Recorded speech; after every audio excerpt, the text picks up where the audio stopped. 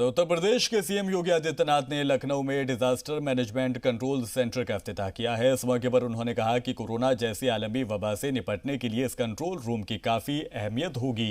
घरों में बंद लोगों को ज़रूरत की सभी चीज़ें मुहैया होती रहें। इसके लिए ये ज़रूरी है कि ऐसे कंट्रोल रूम पूरी जवाबदेही के साथ चलते रहें।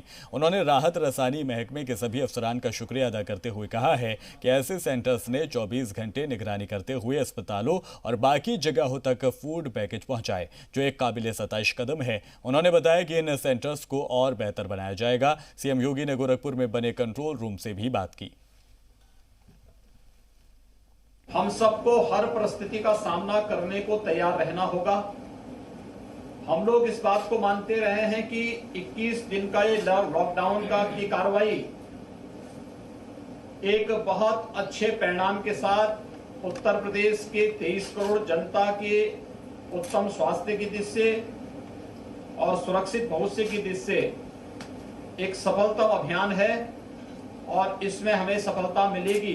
हमें हर परिस्थिति का सामना करने के लिए भी भविष्य के लिए तैयार रहना होगा और इस दृष्टि से हमारा एक कंट्रोल रूम बहुत बड़ी भूमिका प्रत्येक नागरिक तक भोजन है, राहत है, दवा है या किसी भी प्रकार की अन्य सहायता की दृष्टि से एक बहुत बड़ा रोल अदा कर सकता है।